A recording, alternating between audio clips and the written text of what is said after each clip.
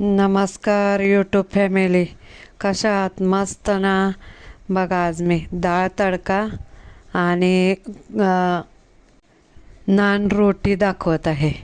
हे बघा, डाळीमध्ये हिंग हळद घालून शिजवले पहिली मस्तपैकी, आणि त्याला आता तडका द्यायसाठी ठेवलेला आहे. माझं स्टँड मिळालं नाही म्हणून मला एका हातात पकडून हे दाखवायला लागले, त्याच्यामुळं सॉरी. तर लोखंडी कढई घेतले, त्याच्यात तूप टाकलं 4 चमचे, त्याच्यात लसूण, कांदा, बारीक लसूण खोडला, जास्त टाकलाय लसणाचं प्रमाण, राई, जिरा, कढीपत्ता, हिंग चांगलं गळून दिलं, ते भाजून दिला मसाला, आणि मग ते डाळ शिजवलेले ना ते त्याच्यात टाकले. हे मैद्याचं पीठ मळायला ना मी दाखवलं नाही आहे, सॉरी. पण मैद्याच्या पिठामध्ये गव्हाचं पीठ थोडं घातलं, त्याच्यात तेल, दही, मीठ आणि खायचा सोडा थोडासा घातला आणि मळून घेतला, आणि हे असा कुलचा बनवला.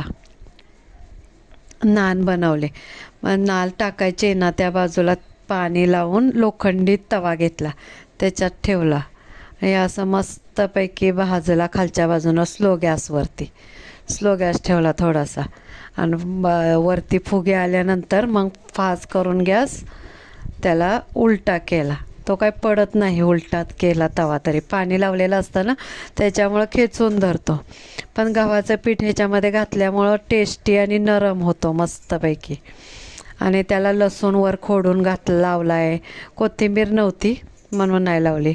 आणि तीळ लावले, आपले गावचे तीळ आहेत माझ्याकडे, ते मी ते तीळ लावले. काळे तीळ पण चालतील तुम्हाला, पण हे बिस्किट कलरचे गावचे असतात ना ते लावले होते.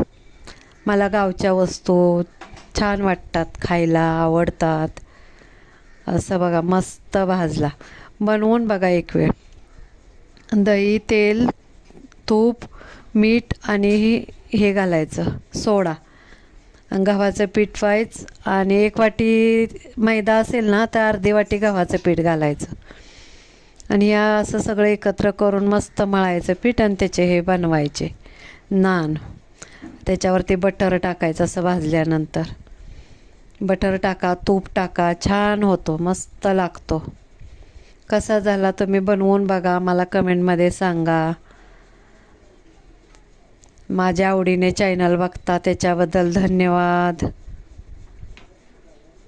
काय चुकत असेल माझं तर मला कमेंटमध्ये सांगा प्लीज. तुम्ही कसं बनवता ते सांगा.